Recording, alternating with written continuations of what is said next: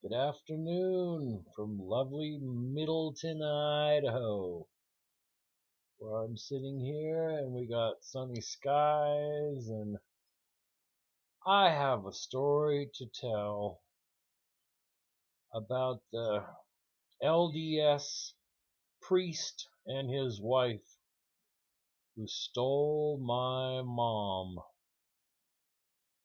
It really is a pretty horrendous story, and it may be pretty emotional for me to get out there. But I'm going to get this out there and I'm going to post it and I'm going to let the poop hit the fan whichever way it goes. A couple of years ago, 2.5, maybe 3 years ago, I got a phone call. It was from my aunt, Vernie, in Seattle, Washington. Anyway, uh, her and I were talking, and she told me my mom moved. And my mom was 80 years old. And I knew my mom didn't move. I mean, I knew that for sure. Mom didn't move. But where was she? So she lives 5 miles away. I should say lived, past tense. And I hopped in the car and got my little rump over to where she lives. Or lived. Anyway, I get there and the house is empty. I mean, empty. There's a big for sale sign in the front yard. And so I called up the number, and I'm real curious, so I'm acting as if I'm interested in purchasing this home. So anyway, I got in touch with the realtor, and the realtor told me, well, the people that live there are gone. They don't live there anymore. They moved a few weeks before. Anyway, to say I was stunned would have been absolutely the truth. I was absolutely beside myself. Where'd you go, Mom? Anyway, I called my sister, and that's not a term I will generally use ever again after what she did. But anyway, she explained to me how they drove for 7 hours to come and get my mom, who lives 5 miles from me, and how they decided to take it upon themselves to drag her 350 miles away to Preston, Idaho. Anyway, yeah, her and her LDS husband, who claims he's a Mormon priest, they came here, they picked up my mom, and they took her 7 hours away. They didn't pick up the phone. They didn't tell me they were doing this. They didn't ask my opinion. They didn't consider my feelings. They just decided, well, we're just going to take Mom and go. And so they did. To say I was livid is beyond the term a person could use. There has to be a much more descriptive way of saying, holy crap. Anyway,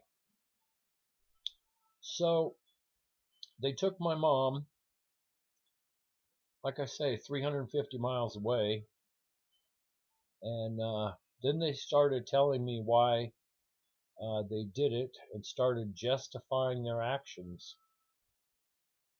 Well, not only did they come and get my mom, But subsequently to that, they helped my mother and her husband put the house on the market. They had 4 or 5 garage sales, and that included all stuff from my mom and my father, who was not the man that she was with. So literally, they just got rid of everything of my mom's and my father's, and they hauled it off 350 miles away, and that's where it was. So anyway, I'm a disabled old man, gonna be 70 shortly. Had a lot of injuries. Started working when I was 8 years old.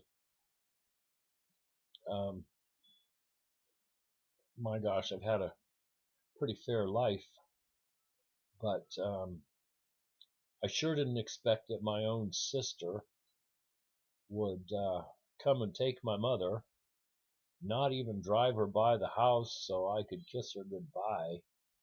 Nothing like that. Like I say, no consideration, no thought for my feelings, no thought for how I was going to feel when they did this. So anyway, this is the craziest story in the world, and my sister insists that her and her Mormon priest husband had every right to come and hijack my mom without a phone call, without due consideration, without anything. So anyway, mom's dead now. Jerry put her in a home, and there she stayed. And I finally was able to find out where she was and what the heck was going on, and had an opportunity to Skype with my mom, I think, one time. But anyway, on this one afternoon, with all the COVID jazz just beginning, I got a phone call from this same sister and her priest husband telling me that they had just had my mother vaccinated, or they were having my mother vaccinated for COVID. Anyway, I dropped what I was doing. I got on the phone. I contacted the Heritage House, and I tried to contact them. There was nobody there answering. Anyway, so I called the police. I called the police of the local place, which is Preston, Idaho. And I begged the police, and the police headed out. And they went to Heritage House. Well, they got to the Heritage House just after my mother was vaccinated. Wow. They called me back, told me she had been vaccinated, and to say I was livid is about the most understatement I could ever make in my life. Had I been able to conquer the distance, I would have slapped the crap out of somebody. Anyway, I got a phone call a week later from this same person claiming she's my sister, her and her LDS priest husband, who made all of these decisions without the older son of the family. And mom is dead. Mom died a week from being vaccinated, by herself, alone in the Heritage House.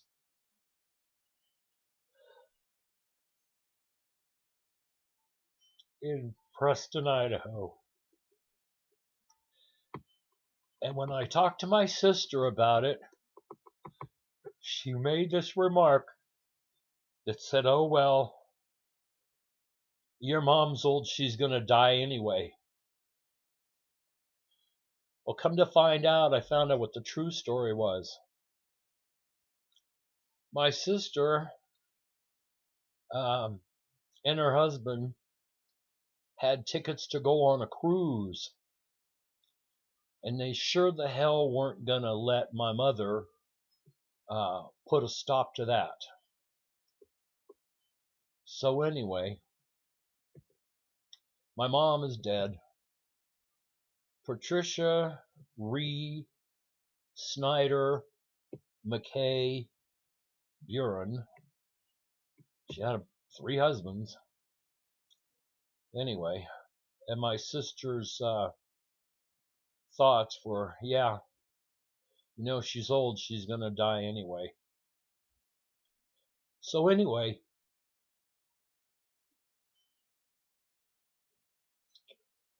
been carrying this burden around for a while. Tried discussing it with her, and they can't do any wrong. Her husband's a LDS priest, and they're high up in the LDS church, and evidently that makes them scot-free and not accountable for their actions or what they did. I'm sure you can tell that even 3 years later, the feelings I have about this are very raw, and I'm still very unhappy. And I still expect that my sister and her Mr. LDS priest are going to rot in hell, and I sure wouldn't have to try to put a stop to that. So anyway, God is a funny God, and somehow or other he managed to jab my sister 4 times and her husband 4 times. Now my sister needs a kidney. Her husband's on his 3rd surgery. Recently he went to church and came home with a hole in his eye. He had to have surgery for that, and it didn't go that well. He may lose vision in the eye, and but they are so confident that they did the right thing, and that not telling me anything, not confiding in me, none of that stuff ever happened. They told me that her husband Jim didn't want me coming around. Jim didn't like me. He was a creep my mother brought home from the Toyota dealership when she went in to get an oil change. And anyway, this guy was a thief. He stole $56,000 from my mother. It was what inheritance Jerry, the sister, and myself would have received had he not stolen it and gave it all away to the Seventh-day Adventist Church here in Caldwell, Idaho. So anyway, I decided I got a vent when an LDS priest and the wife decide to steal your mother for no apparent reason, couldn't possibly make any communication whatsoever at all. It's absolutely deplorable. But I will tell you this, her and her husband are paying the price. She's extremely sick. She needs a kidney. He's extremely sick. He's got a hole in his eye, and he's had 2 groin surgeries where they just recently pulled a bunch of stuff out of his veins, and I think they removed his prostate as well. Anyway, they're still smug as all hell. They kept all of my mom's property, automobile, stuff from the home, decided what they wanted and what they wanted to discard. Made sure their daughter got my mom and Jim's automobile.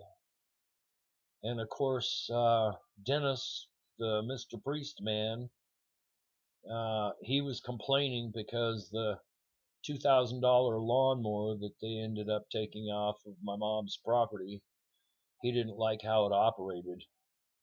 So he was complaining about that. Anyway, I'm going to have more to say about this and leave more detail. But I needed to get this started. I'm going to get this posted. And I'm going to make a stink. My name is Gene. I live in Middleton, Idaho. I'm the first son of Raymond Snyder and Patricia Snyder. My dad was from Portsmouth, Virginia. My mom was from Honolulu, Hawaii. I'm very disgusted, and I'm venting, and I'm old, and somehow or other, I'm going to try to purge the pain that they have put me through and wipe the smugness off of their face. I am so tired of how they've treated me.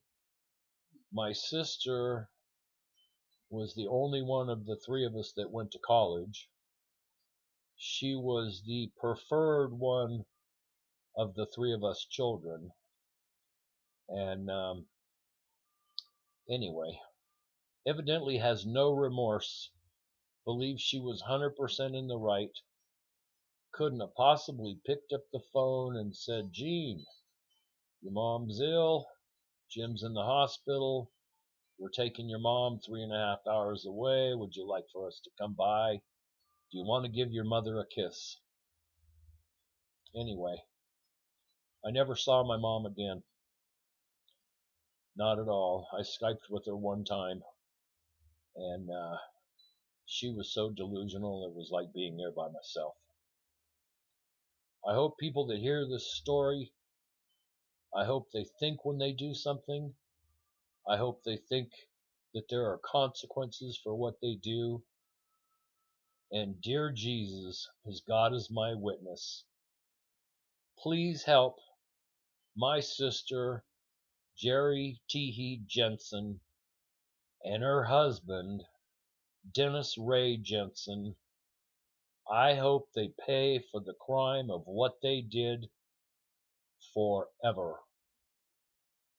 I do not suspect that they will ever have any remorse. And that's about what I have to say today. God love everybody. I'm an old man. I've had 17 back and neck injuries. I got hurt on the job, hit by a car. My house burned down.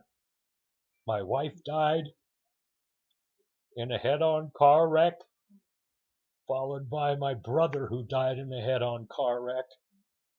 And I've had a hell of a time.